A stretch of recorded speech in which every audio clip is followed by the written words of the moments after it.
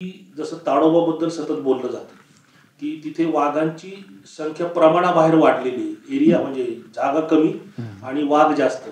त्यामुळे जे दुर्बल वाघ आहेत ते बाहेर हाकलले जात आहेत बफरमध्ये किंवा अजून पुढं त्याच्या बाहेर, आणि हे वाघ बळी पडतात शिकाऱ्यांना किंवा इतर ह्यांना. तर ह्याच्यावर सर आपल्या मते उपाय काय असू शकेल?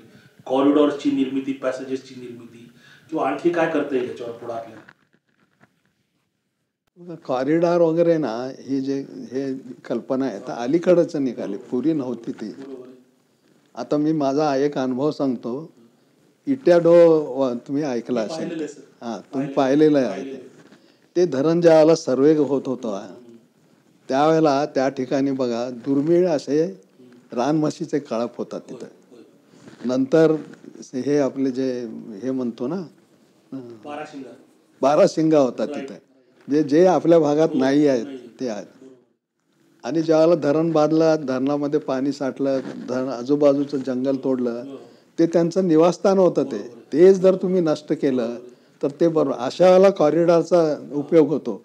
तर ते नेहमी दरवर्षी काय करायचे, कॉरिडॉर होते तिथं, कोणी जंगलच तोडत नसल्यामुळं ते कॉरिडॉर होते, त्या कॉरिडॉरनी निघून जाईल. आता जंगलच तोडल्यावर मग ते एक्सपोज झाले. ते आता काय करायचं, मग गावातून जायचे. गावातून शेतातून जायला तर लोक दगड मारायचे, काट्या मारायचे, हे आवाज करायचे, बार करायचे. मग ते रात्रीतून प्रवास करायचे अंधारातून, आणि त्यांनी मग आपल्या ह्या भंडारा जिल्ह्यातून बस्तरकडे रवाना झाले ते. आणि मग तिथून नारायणपूर वगैरे असं तिकडे निघून गेले ते.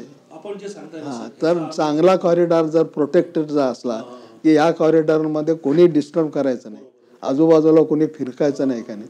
जर असे कॉरिडॉर असे म्हणजे हे झालेले डिमांड केले पाहिजे, तर त्या कॉरिडॉरने ते प्राणी निघून जातात. अशी कुठे सोय नाहीच आहे. मग आता असं म्हणायचं का की परत पूर्वीचा काळ परतून आलेला आहे, माणसांनी थोडा उदार व्हायला पाहिजे, त्यांना आपल्याला सामावून घेतलं पाहिजे?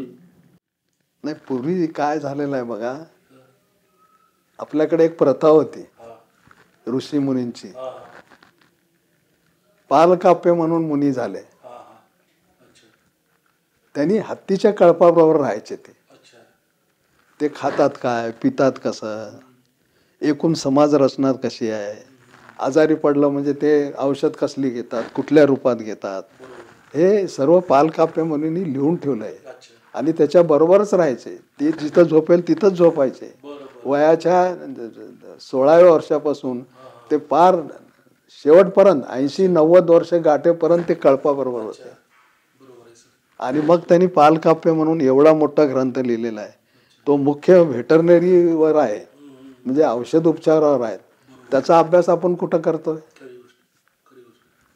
अशी फार मोठी परंपरा आपल्याकडे होती. आपल्याकडं अजमुनी झाले. अज म्हणजे बकरा. ज्यांनी रानटी बकऱ्याचा आयुष्यभर अभ्यास केला ते अजमुनी. असा अभ्यास करणारे आज आहेत का आपल्याकडे? सर्व आयुष्य हे केलं नाही घालत ते. थोडे एखादं वर्ष 2 वर्ष झाले, डॉक्टरेट केलं, PhD मिळाली, मग मिरवत फिरतात त्यांना. त्यांनी आपलं आयुष्य सर्व घालवलं त्यांनी. कित्येकदा असं होतं की ऋषी आणि मुनी हे 2 शब्द आहेत. ऋषी कोण आणि मुनी कोण? हे जे अभ्यासू होते ते सर्व मुनी आहेत, ते विद्यार्थी आहेत, आणि ऋषींच्या मार्गदर्शनाखाली ते आपला अभ्यास करतात. असे पुष्कळ आजमुनी झाले. नंतर रान मेंढ्याचा अभ्यास करणारे जाबाली झाले. रामायणा ठिकाण तिथं शातकर्णी मुनी होते. ते चितळाच्या म्हणजे कांचनमृगाच्या बरोबर राहायचे. आणि कसं राहायचे, ते जे गवत खातात ते गवत खायचे. ते अशी मोठी परंपरा होती. आता ही परंपरा नाहीशी झालेली आहे. तुम्ही 1-2 तास जाता, दुर्बिणीतून बघताय, ते झालं, ऑब्झर्वर PhD मिळाले की झालं.